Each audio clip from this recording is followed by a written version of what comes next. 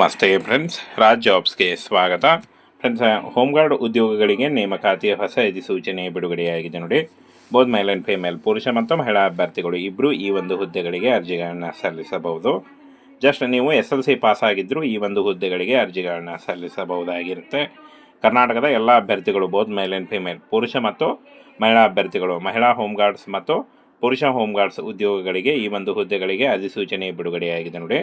Both male and female, ಪುರುಷ ಮತ್ತು ಮಹಿಳಾ ಅಭ್ಯರ್ಥಿಗಳು ಇಬ್ಬರು ಅರ್ಜಿಗಳನ್ನು ಸಲ್ಲಿಸಬಹುದಾಗಿರುತ್ತೆ ನೋಡಿ.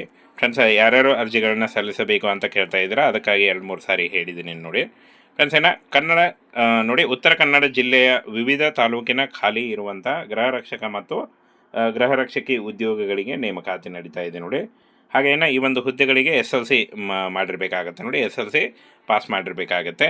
ಇನ್ನು ಟೋಟಲಾಗಿ 140 ಹುದ್ದೆಗಳಿದಾವೆ ನೋಡಿ.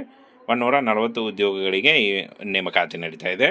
ಇನ್ನು ಅರ್ಜಿ ಸಲ್ಲಿಸುವುದು ಹೇಗೆ, ಹಾಗೆ ಅರ್ಹತೆ ವಿವರ ಮತ್ತು ಅರ್ಜಿ ಸಲ್ಲಿಸಲು ಕೊನೆಯ ದಿನಾಂಕ, ಇನ್ನು ಯಾವ ರೀತಿಯಾಗಿ ಅರ್ಜಿಗಳನ್ನು ಸಲ್ಲಿಸಬೇಕು, ಏನು ಅರ್ಹತೆ ಬೇಕಾಗಿರುತ್ತೆ, ಅರ್ಜಿ ಶುಲ್ಕ, ಇದರ ಬಗ್ಗೆ ಸಂಪೂರ್ಣ ಮಾಹಿತಿ ವಿಡಿಯೋದಲ್ಲಿರುತ್ತೆ ನೋಡಿ.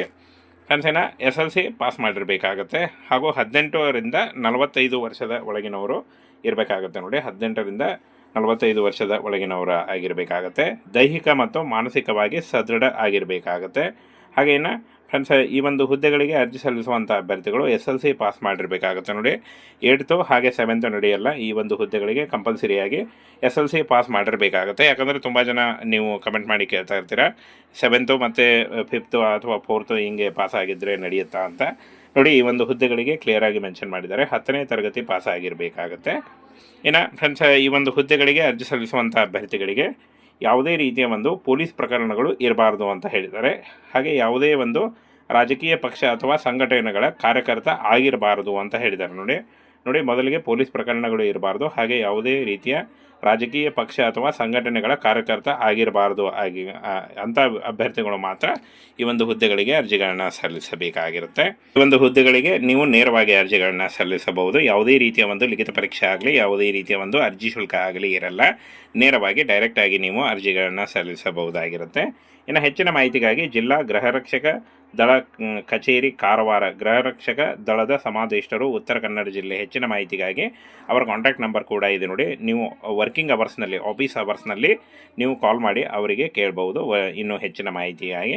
ಫ್ರೆಂಡ್ಸ್, ಈ ಒಂದು ಹುದ್ದೆಗಳಿಗೆ ನೋಡಿ, ಗೃಹರಕ್ಷಕ ಮತ್ತು ಗೃಹರಕ್ಷಿ ಹುದ್ದೆಗಳಿಗೆ ನೇಮಕಾತಿ ನಡೀತಾ ಇದೆ. ಆಯ್ಕೆ ಅಂತ ಅಭ್ಯರ್ಥಿಗಳಿಗೆ ಉತ್ತರ ಕನ್ನಡ ಜಿಲ್ಲೆಯಲ್ಲಿ ನೇಮಕಾತಿ ಮಾಡಿಕೊಳ್ಳಲಾಗುತ್ತೆ ನೋಡಿ. ಇನ್ನು ಅರ್ಜಿ ಸಲ್ಲಿಕೆ ನೋಡಿ, ಈ ಒಂದು ಅಡ್ರೆಸ್ಗೆ ನೀವು ನೇರವಾಗಿ ಭೇಟಿ ನೀಡಿ, ಅಲ್ಲಿ ಅಪ್ಲಿಕೇಶನ್ ಫಾರ್ಮನ್ನು ಕೊಡ್ತಾರೆ.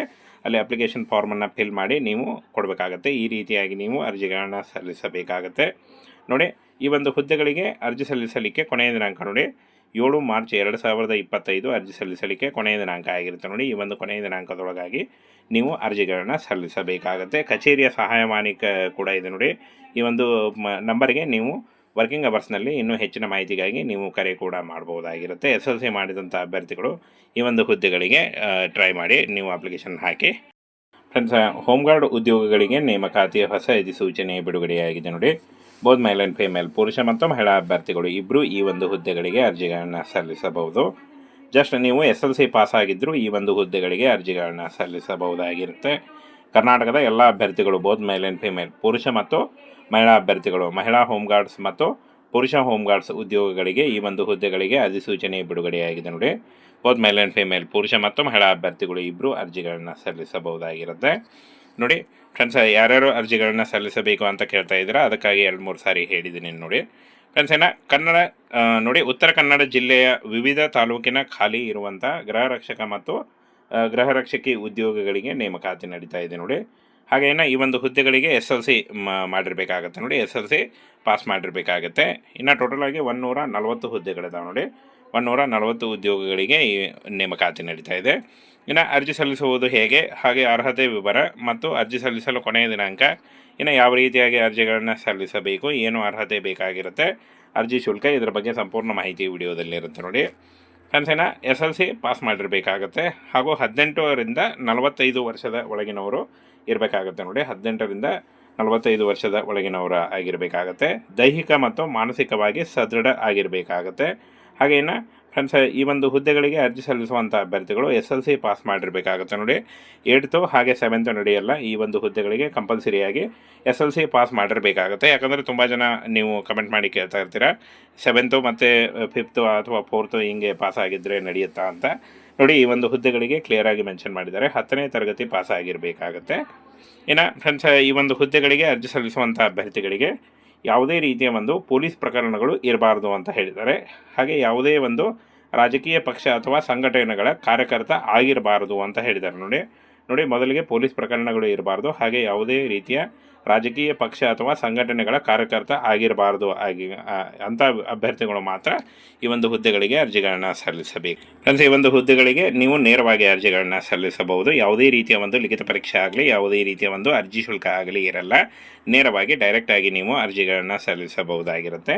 ಇನ್ನು ಹೆಚ್ಚಿನ ಮಾಹಿತಿಗಾಗಿ ಜಿಲ್ಲಾ ಗೃಹರಕ್ಷಕ ದಳ ಕಚೇರಿ ಕಾರವಾರ, ಗೃಹರಕ್ಷಕ ದಳದ ಸಮಾದೇಷ್ಟರು, ಉತ್ತರ ಕನ್ನಡ ಜಿಲ್ಲೆ. ಹೆಚ್ಚಿನ ಮಾಹಿತಿಗಾಗಿ ಅವರ ಕಾಂಟ್ಯಾಕ್ಟ್ ನಂಬರ್ ಕೂಡ ಇದೆ ನೋಡಿ. ನೀವು ವರ್ಕಿಂಗ್ ಅವರ್ಸ್ನಲ್ಲಿ, ಆಫೀಸ್ ಅವರ್ಸ್ನಲ್ಲಿ ನೀವು ಕಾಲ್ ಮಾಡಿ ಅವರಿಗೆ ಕೇಳಬಹುದು ಇನ್ನೂ ಹೆಚ್ಚಿನ ಮಾಹಿತಿಯಾಗಿ. ಫ್ರೆಂಡ್ಸ್, ಈ ಒಂದು ಹುದ್ದೆಗಳಿಗೆ ನೋಡಿ, ಗೃಹರಕ್ಷಕ ಮತ್ತು ಗೃಹರಕ್ಷಿ ಹುದ್ದೆಗಳಿಗೆ ನೇಮಕಾತಿ ನಡೀತಾ ಇದೆ. ಆಯ್ಕೆ ಅಂತ ಅಭ್ಯರ್ಥಿಗಳಿಗೆ ಉತ್ತರ ಕನ್ನಡ ಜಿಲ್ಲೆಯಲ್ಲಿ ನೇಮಕಾತಿ ಮಾಡಿಕೊಳ್ಳಲಾಗುತ್ತೆ ನೋಡಿ. ಇನ್ನು ಅರ್ಜಿ ಸಲ್ಲಿಕೆ ನೋಡಿ, ಈ ಒಂದು ಅಡ್ರೆಸ್ಗೆ ನೀವು ನೇರವಾಗಿ ಭೇಟಿ ನೀಡಿ. ಅಲ್ಲಿ ಅಪ್ಲಿಕೇಶನ್ ಫಾರ್ಮನ್ನು ಕೊಡ್ತಾರೆ. ಅಲ್ಲಿ ಅಪ್ಲಿಕೇಶನ್ ಫಾರ್ಮನ್ನು ಫಿಲ್ ಮಾಡಿ ನೀವು ಕೊಡಬೇಕಾಗತ್ತೆ. ಈ ರೀತಿಯಾಗಿ ನೀವು ಅರ್ಜಿಗಳನ್ನು ಸಲ್ಲಿಸಬೇಕಾಗತ್ತೆ ನೋಡಿ. ಈ ಒಂದು ಹುದ್ದೆಗಳಿಗೆ ಅರ್ಜಿ ಸಲ್ಲಿಸಲಿಕ್ಕೆ ಕೊನೆಯ ದಿನಾಂಕ ನೋಡಿ 7 ಮಾರ್ಚ್ 2025 ಅರ್ಜಿ ಸಲ್ಲಿಸಲಿಕ್ಕೆ ಕೊನೆಯ ದಿನಾಂಕ ಆಗಿರುತ್ತೆ ನೋಡಿ. ಈ ಒಂದು ಕೊನೆಯ ದಿನಾಂಕದೊಳಗಾಗಿ ನೀವು ಅರ್ಜಿಗಳನ್ನು ಸಲ್ಲಿಸಬೇಕಾಗತ್ತೆ. ಕಚೇರಿಯ ಸಹಾಯವಾಣಿ ಕೂಡ ಇದೆ ನೋಡಿ. ಈ ಒಂದು ನಂಬರಿಗೆ ನೀವು ವರ್ಕಿಂಗ್ ಅವರ್ಸ್ನಲ್ಲಿ ಇನ್ನೂ ಹೆಚ್ಚಿನ ಮಾಹಿತಿಗಾಗಿ ನೀವು ಕರೆ ಕೂಡ ಮಾಡ್ಬೋದಾಗಿರುತ್ತೆ. SLC ಮಾಡಿದಂಥ ಅಭ್ಯರ್ಥಿಗಳು ಈ ಒಂದು ಹುದ್ದೆಗಳಿಗೆ ಟ್ರೈ ಮಾಡಿ ನೀವು ಅಪ್ಲಿಕೇಶನ್ ಹಾಕಿ